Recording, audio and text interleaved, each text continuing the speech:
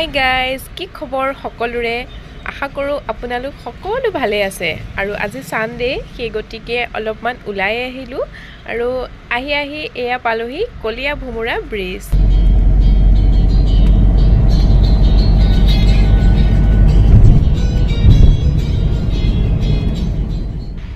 এয়া আমি আহি এতিয়া টোলগেট পালোহি। নতুনকৈ আৰম্ভ কৰিছে টোলগেটটো আৰু কমপ্লিট হোৱাগৈ নাই। নেক্সট বাৰ আহিলে চাগে কমপ্লিট হৈ যাব, তেতিয়া পইচা দিহে চাগে আমি পাৰ হ'ব লাগিব।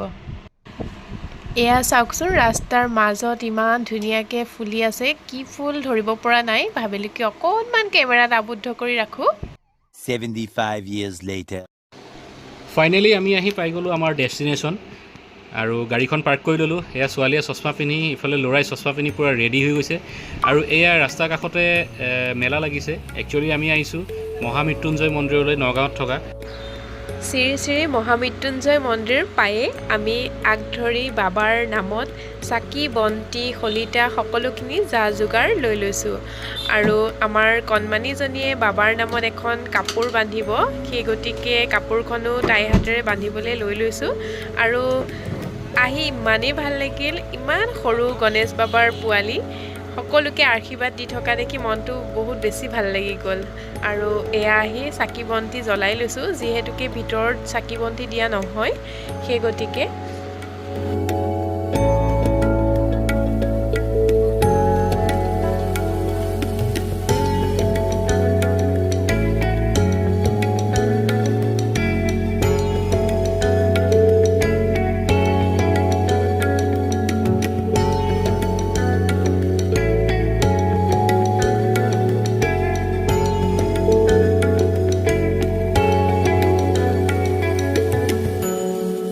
মই ইয়াৰ ভিউটো যথেষ্ট চেষ্টা কৰিম আপোনালোকক দেখাবৰ বাবে, কিন্তু ভিতৰৰ পৰিৱেশটো দেখাব নোৱাৰিম কাৰণ তালৈ কেমেৰা নিয়া একেবাৰে এলাও নাইকিয়া। এয়া আমাৰ ধ্যান বেটা, পূৰা সেৱা কৰাত ব্যস্ত আৰু সি এনেও নামঘৰ হওক বা মন্দিৰ হওক, সি দেখিলে সেৱা কৰে আৰু লগতে আমাৰ আইদেউকটো ক'বই নালাগে। আৰু এই মৃত্যুঞ্জয় মন্দিৰৰ যিভাগ শিৱলিংগ, এই শিৱলিংগভাগ পৃথিৱীৰ ভিতৰত আটাইতকৈ ডাঙৰ শিৱলিংগ, 126 ফুট ওখ শিৱলিংগ। तेरे जाप के बिना चले ये सांस किस तरह, मेरा कर्म तू ही जाने क्या बुरा है क्या भला।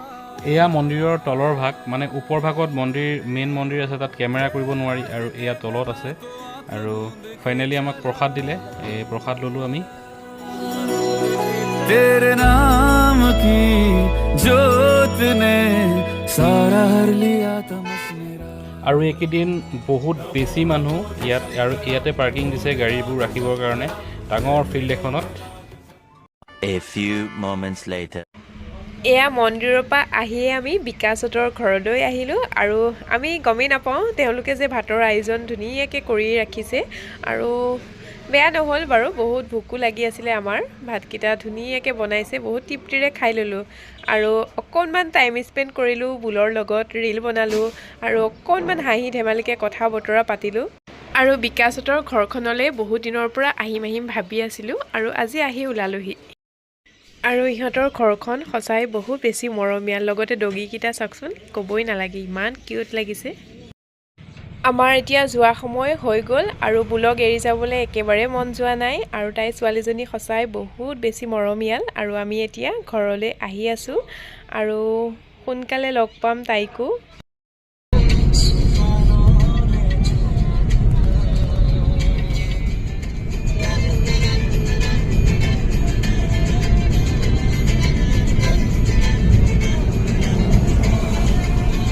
Thousand years later. ঘৰ আহি পায়েই কণমানিজনীক এটা সৰুকৈ ছাৰপ্ৰাইজ দিলোঁ আৰু তাই দেখি ইমানেই হেপী হ'ল আৰু আমাৰো তাইক চাই বহুত বেছি ভাল লাগিলে। এনেদৰে সৰু সৰু মুহূৰ্তবোৰ ধৰি ৰাখিবলৈ অকণমান যত্ন কৰিলোঁ। তেনেহ'লে ভিডিঅ'টো শেষলৈকে চোৱাৰ বাবে সকলোলৈকে ধন্যবাদ। আকৌ এটা নতুন ভিডিঅ'ৰ সৈতে পুনৰ লগ